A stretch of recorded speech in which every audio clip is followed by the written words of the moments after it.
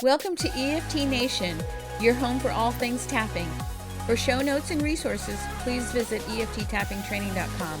We are your tapping hosts. I'm Alina Frank. And I'm Craig Wiener. The information provided in this podcast is not a substitute for counseling or medical advice. The information presented here is meant to inspire and educate listeners, but are not guarantees of any kind. Okay, today we're talking about stop treating your EFT business like a hobby. A hobby? A hobby. That's interesting. How do you define like a hobby with regard to your EFT business? A hobby's not something that's about making money. A hobby is just something you do for fun. When you have time. Right. Like, pleasure and... Stamp collecting, collecting sea glass, right. Something you do on the side, Yeah. And you have a collection. Yeah. It doesn't sound like a business, though.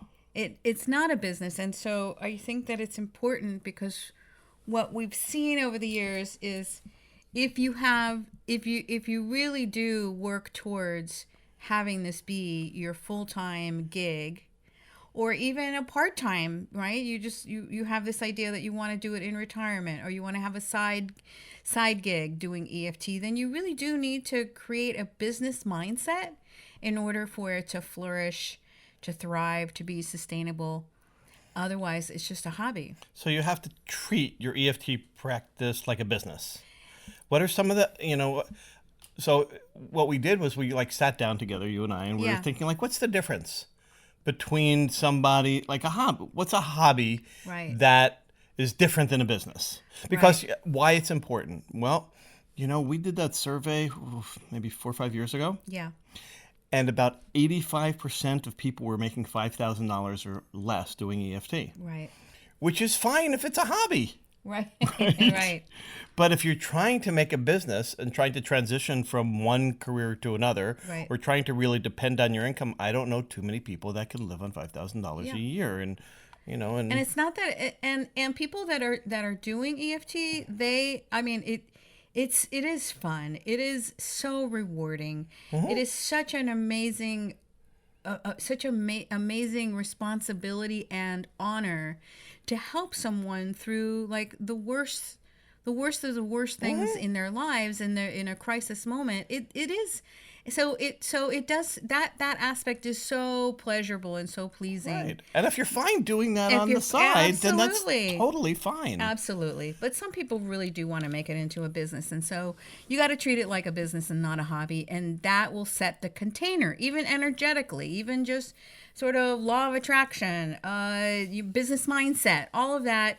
Treat it like a business, and it will be a business. So let's go through some of the things that you really need to think about. Well, when you have a hobby, you don't necessarily have a quote-unquote name or business name for your hobby. No, you don't have a business name for your hobby. Right? Right. What else? So having a business name might just be as easy as going into your state or your province or your local government and register your name for your business. Right. So it's called a DBA, or you're doing business as. Right. And, as long as we're on that one, doing business as, it means that for your business, you'd actually have an account, a banking account, a checking account that's devoted with that to your doing business name, not just money coming into cash in your pocket or checks that just go into your personal checking, kind of a little side giggy thing. Yeah. Right? No, I actually, in Washington State, where we are, you actually need to show that you've registered your business through the state before they open up a business bank account for you. Right. Yeah. So, and it's easy. It's just a few minutes online, and it was done. And if it wasn't even that expensive, less than I want to say it was $100 or something to register. And you may therefore have to get a business license to have a business. Right. Right. That's what I'm talking about. Right. Well, in other words, there's kind of difference. You can kind of register on your state level, like doing business as entity. Yes. But then you also may have to register, for example, as a business to get a business license in your city. Right. So that's a little different. And if you're thinking, do I have to go through that? And there's the expense. Then if you're already thinking that, then you're not thinking of your EFT as a business. Let's just be honest, right? Exactly. Okay, because you Yeah. could save a few bucks by not being official, Right. but that saving a few bucks makes it a hobby. You know, when I got that and when I started like working on my fear of like getting too much money so that I'd have to pay more in taxes, when I got over that, boy, my business doubled. Yep. Right? So it is a slack mentality versus, yes, I'm treating this like a business because it's going to succeed and it's going to do so well that I'm going to be able to pay anything that I need to, all the expenses. What else does a hobby not have? A hobby doesn't have clear policies and procedures. It has no written business agreements with clients. That, you know, it's just, that's not an issue. So with a business, you really do need to have those in place. You need a, like I said, a container for someone comes to me. This is the process. These are my policies. My 24-hour refund policy or rescheduling policy, or what happens if I need this or that, or I need to be away for a bit, or payments. When are they made? Are they made at the beginning? Are they made towards the end? Are they made all along? It's just being clear so that if a miscommunication happens, it's already laid clear. You know, I just want to say, whether you're an electrician or a window washer or you know what, a landscaper, nail salon, whatever it is, any kind of business is going to have some of these. Right. And so part of it is none of those brick and mortar businesses that you just said, none of them would be operating without legal consultation. Zero. Somehow they have reviewed in some format some legal review of their liability, of their contract. Risk management. And so it doesn't mean that you have to necessarily go out and get all of your T's crossed and your I's dotted and all of your legal forms and things like website disclaimer and all of that. You don't need that on day one. But like what we suggest is, for every client that you have, put aside a little bit of money for these things, for your professional, legally reviewed forms, and you'll be able to pay for it in no time. Or you just make a decision. If you were going to open up a small restaurant, you still would have made sure that your contracts were in order. So sometimes it's like, you know what? Bite the bullet. And just say, this is an important part of keeping both me and my clients safe and clear. If it's a hobby, doesn't have a marketing plan. No. Right? There's no investment in marketing. There's no outreach. There's no plan about how I'm going to move forward. There's no idea of how I'm going to have a stepwise promotions, marketing, outreach, marketing funnel, all the things we talked about in the MBA program. It's a hobby doesn't have that. Right. But any kind of business that you have really does need to, and if you're stuck on the word marketing, think about, how am I going to reach people? How am I going to reach my clients? How are they going to know that I exist? For marketing, I just simply say this: I have a skill that's good for certain people. There are certain people out there that could really use my services. Marketing is just, how do we connect so that they know I exist, and if it's a good fit, then they know I'm there and they know how to reach me and they know how to create an appointment, etc. It's just connecting. Yes. Right. What else? Let's see. Do you need insurance for a hobby? You better have insurance, because you know what? For your hobby? Oh, for your hobby? No, you don't need liability insurance. Maybe if your hobby is skydiving, or Okay, good. Something super risky, point. You need a life insurance policy. But liability insurance or malpractice, insurance in a sense, to help. Because miscommunication is the number one problem that can happen, where somebody can file a complaint or try to sue you. Anybody can file a complaint. Anybody, anytime. So having liability insurance, it's a requirement for us at the EFT Tapping Training Institute upon certification. It's a requirement for many of the primary accreditation and other primary EFT certification organizations. But also think that if you're seeing people in person, they're coming into your home office or office. Right. Do you have an umbrella policy that covers that? Well, do you have coverage for if they slipped and fell on your property? Right. So you need to make sure you have that. Now, you as a doctor, you know all about malpractice insurance. Okay. And not everything. I'm not an insurance provider, but okay, go ahead. No, but you know enough.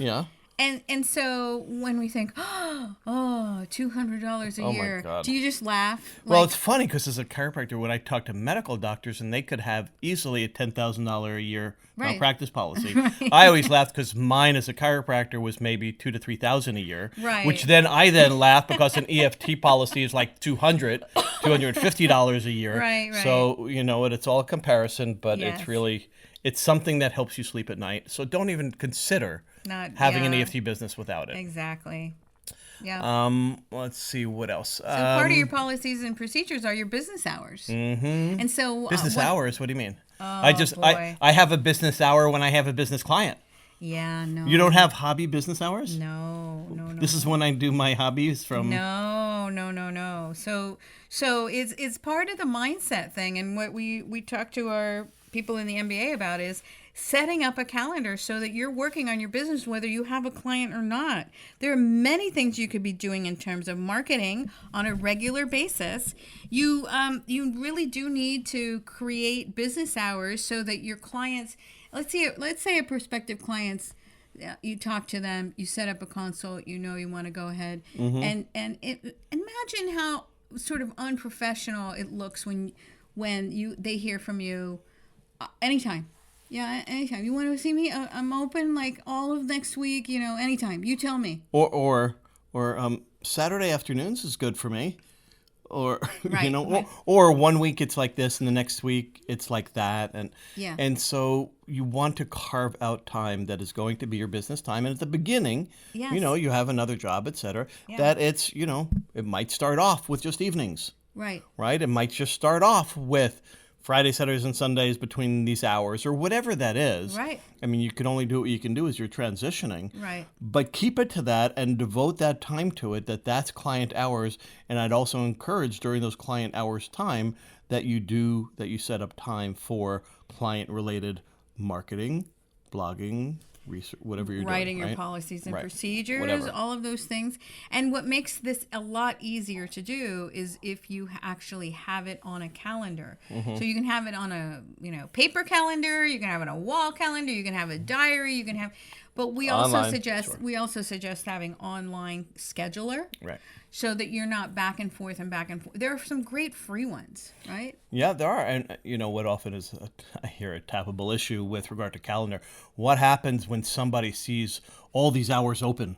Then they think that you don't have much of a practice. It's like, because they can schedule anytime. Well, if they go online and you've blocked out the times that you're not open, Right, exactly. then it won't appear that way. Right. Okay. So that's really important. Professional scheduling. It What about fees?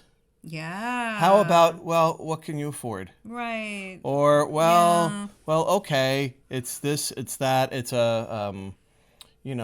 having a fee for your service is a professional way. Just like you go into a store, you don't end up negotiating how much a gallon of milk is.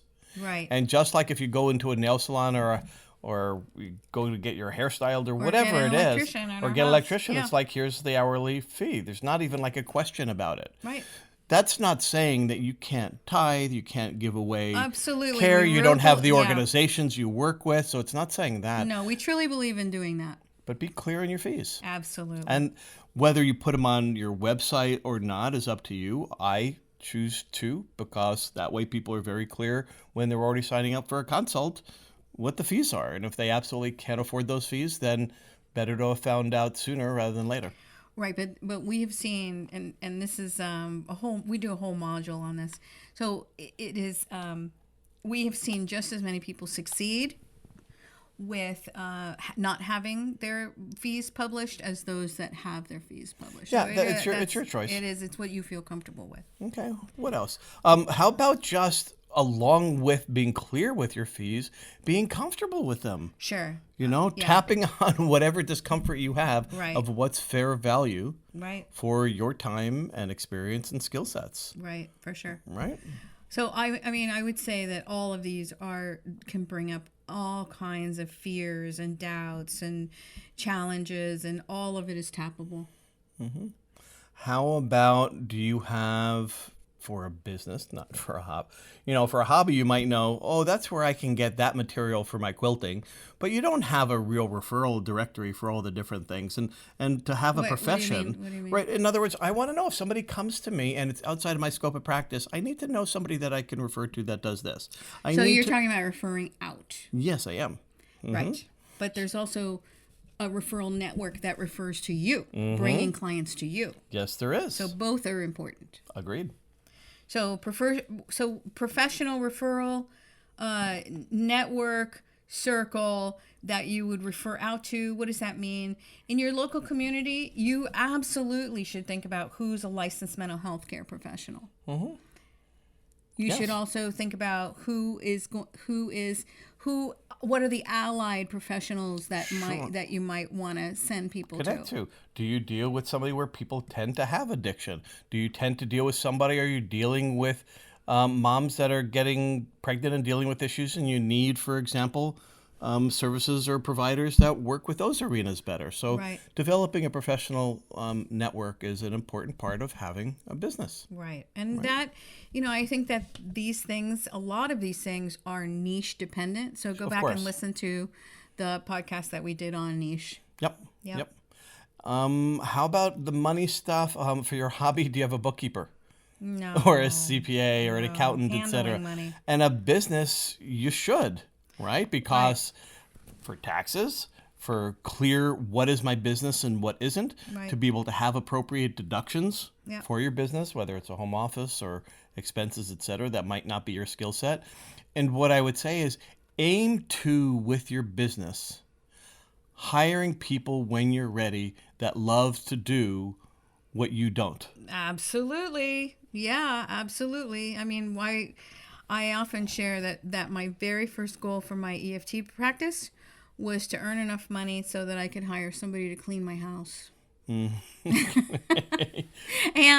I did it. Right. Okay. I got that right away. That was my only goal. And I got that right away because I hated it. And so the energy that it took for me to do something that I absolutely hated was draining me and keeping me from my abundance and prosperity. I was talking more about a business expense. So, for example, you hate dealing with the money part, and you have somebody that does the bookkeeping. You have somebody. Yeah, but let's just say that recurring fee seems too much for you, or it really is too much for you. Then you could either hire somebody to set up your QuickBooks, to do to get your chart of accounts, all of that listed and ready to go, and teach you how to do it. There are certainly lots of programs out there that will help you to do it online, and with they can set up QuickBooks or any of the others. So there are ways to do that, so it's not so daunting. Sure. And what about technology stuff? You want to create infographics or a flyer or some kind of graphic for promoting your business, and that's not your forte, or it would take you hours to figure out Canva and to be able to do that. Yeah. And you know what? You think, well, I can't, the graphic artists near me are $75 an hour or something like whatever. And, there are resources out there like Fiverr. .com and other ones that are very affordable, where when you hire somebody, even at a cheap rate, to be able to get something done and get some energy moving for you, what a difference that makes. Absolutely. And putting your focus where you want to put your focus, where your passion and energy is, and not getting held up by where it's not. Right. Yeah, and it's sad because I think that people have this misconception that you can just go out there, get certified, and hang a shingle with sort of like a virtual shingle by getting a website, and boom, you're done, and your doors are open, and all these people are going to flood to you. Yeah, it doesn't happen that way. It doesn't. I've known some of the people in the MBA program have had a really strong ally. Maybe it's a chiropractor or naturopath that they're close to that just refer them lots of people. Right. And you know what? That's the 5% rule. Yeah. They have a full practice just because they have somebody that's an ally that just refers them tons of people. Right. But most of the people out there are acting as an entrepreneur. As an EFT practitioner that we've certified, are for the first time acting as an entrepreneur, having to pay themselves, promote themselves, do the services, wear all the different hats. Right. Absolutely. Right. Yep. And that's a lot more overwhelming than a crocheting hobby or a quilting hobby or sea glass collecting hobby, which doesn't have all of those elements. So converting the mindset to convert your EFT hobby into an EFT business takes not only tapping Right. on the issues that you're challenged Right. by, support, guidance, coaching, however you're going to get that, to be able to make that, less painful. Yeah. And easier and smoother and faster. Right. I mean, what we hear consistently from our EFT MBA grads is that they have saved thousands of dollars and hundreds of hours because we have this step-by-step program that helps you to really think about these things and put them in place when you start your practice. So if it's not us with someone else, get a plan. Get a plan. Right. Tap regularly, and really treat your EFT business like a business. Yeah, that's the bottom line. Thanks for joining us today at EFT Nation. And remember that you can find show notes and previous episodes at EFTtappingtraining.com.